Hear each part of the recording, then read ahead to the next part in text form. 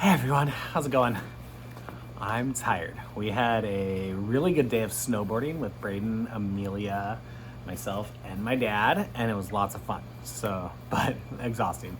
And then the traffic on the way home was absolutely insane. Today I wanted to talk about memories. It's something that keeps, like, while I'm driving, popping in my brain, and it's something that I've wanted to ask as well. So, I guess the question that I have is, what types of memories of your deceased person pop into your mind the most often? Yeah. And also, real quick, make sure you click like, subscribe, hit that notification bell if these videos are helpful for you, if you want to be part of the conversation, part of the community, or if you want it to pop up on your home feed so you know when I drop a video. Yes, before I start talking about that, yes, I have a cough. Yes, it's been there for over a month now, and no, there's nothing the doctors can do about it. I've just got to wait it out. I've had this when I was like 23, 24, 25, somewhere right in there, and it lasted for 6 months. It was the worst. It's persistent, it's sticking around, but just waiting. It's getting better, but then when I think about it and when I'm out in the cold, it usually kind of gets a little worse. So anyways, back on topic. See, now I'm talking about it, I'm gonna cough a bunch. Back on the topic though. So what happens for me is every memory has some kind of beauty to it. But all of my life, more traumatic events, more like, I think they trigger is not the right word, but they're emotional events. I think just make things sit in my mind in a different way. So that could be a bad event, that could be just a hard event, that could be a really emotionally positive event as well. But it seems, and I don't know any science around it, but it seems the harder, more negatively, I guess, traumatic events tend to stick with me and pop into my mind the most. So in general, let's just take snowboarding, for example. We went up snowboarding. There was no negative, traumatic memories with Sarah while we were there. It was all positive. So that whole experience was positive. And it's thinking of all the fun things that we did and trying to introduce Braden to some of those things. And just a positive experience, positive things to think about. Some of it makes you feel sad, but the memories were all encompassingly positive. I don't know if that's a word. All encompassingly, I can't even say it again. But when I'm driving, extremely traumatic events with Sarah, specifically over the past, let's just say of her life, the past 2, 3, 4 months of her life, those are the events that tend to pop into my mind. Like, I wish I was driving down the street and then, like, our wedding popped into my mind, or our honeymoon where we went to Cabo, like, or our trip to Germany, Braden's birth, Rayla's birth. I wish that was what popped into my mind. They were all beautiful, wonderful events. And maybe it's just proximity to time, but things that pop into my mind is the major seizure where I had to call 911 and talk to somebody I know that's a dispatcher and go through this horrible event. Or when the paramedics got there and watching Sarah come out of that seizure fighting, like violently fighting off the paramedics, which is normal in a seizure, but something I have never seen her do. Or the nights with that, right after that, as she was coming out of the seizure, and then all the different medicines that they needed to give her to get her through safely, and the ER and the IVs and all of that stuff. And, you know, the seizure that she recorded while we were driving. I know I'm just bouncing off all these like negative things. The fear that we had when we went to NIH, the fear that we had after we got the news from NIH, the last discussions that I had with palliative care at the hospital before I brought her home, the fact that the past 3 4th of Julys she was at the hospital, I just like have all these events, and some of them are beautiful. The night before she died, or the day before she died, she has her playlist. Now we have her playlist on Amazon Music, and one of the songs that came on was It's My Life by Bon Jovi, and she woke up and came to enough to be able to lip sync with that and try and get some voice out. But it was such a traumatic thing too. It was beautiful. It was like a last breath. But it was devastating at the same time. And now I hear that song and I let it play, but I'm just like, why are the memories that come to mind so traumatic? And they're, you know, I like I said, there's beauty in all of them. Obviously, I, you know, woulda, shoulda, coulda, would have rather never had those memories, but it's just been something that has been on my mind, and it usually pops into my mind while I'm driving, and I'm like, I want to talk about this, and then I like get to talking, I'm like, I forgot to talk about that. So here I am talking about it.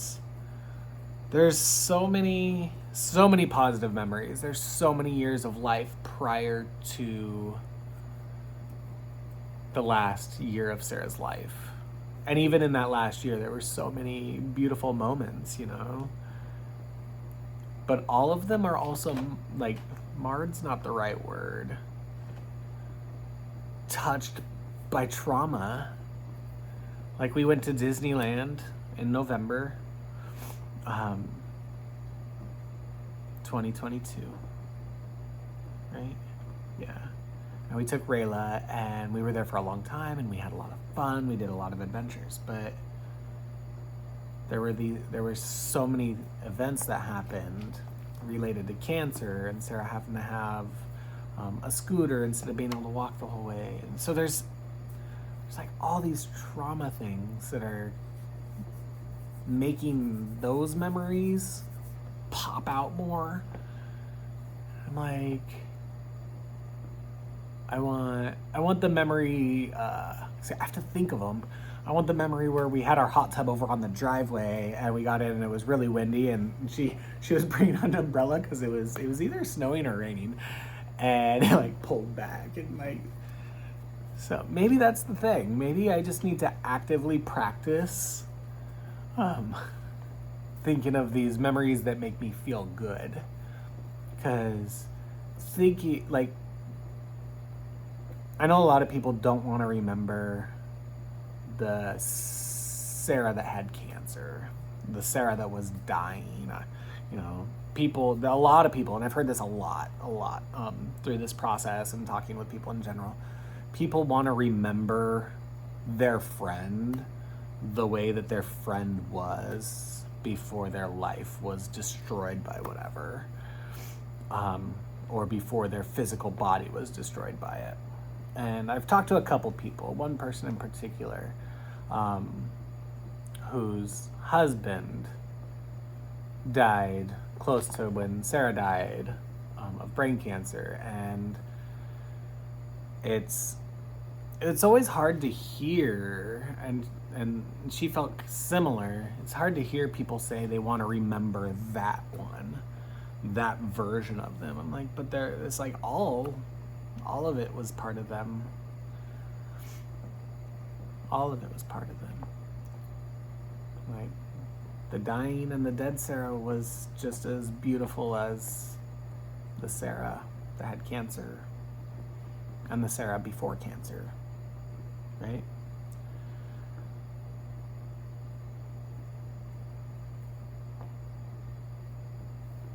Memories are hard.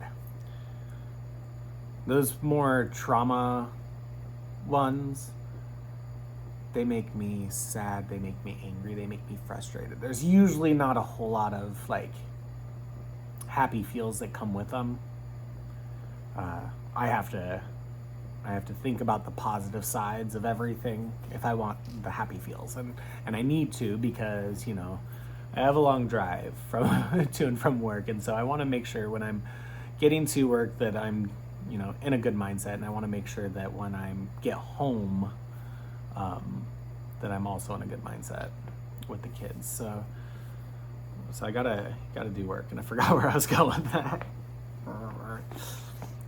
But you gotta do extra work when they're negative or they're traumatic. You gotta do extra work to make them feel okay, to make you feel okay. And that's exhausting.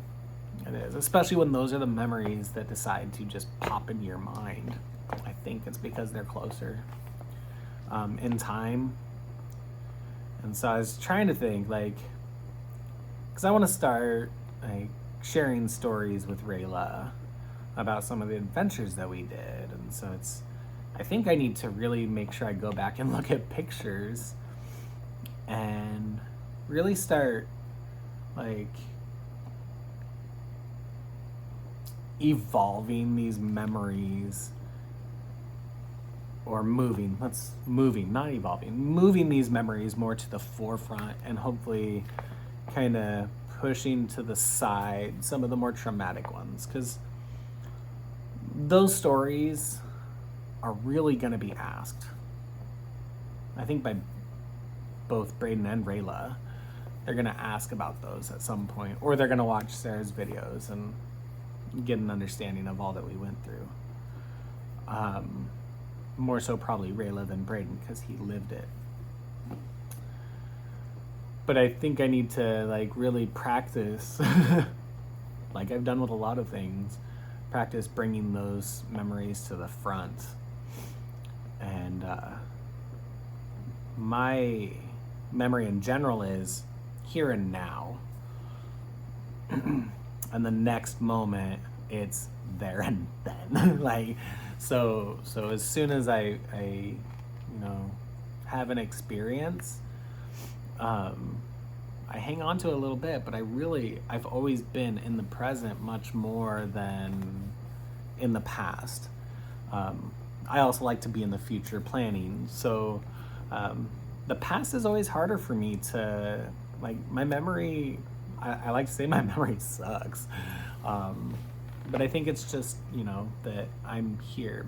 Thankfully, we have tons and tons of pictures. And that's, you know, once I spark a memory with like a picture, then I can run with it. It's such a weird thing. Our memories are weird.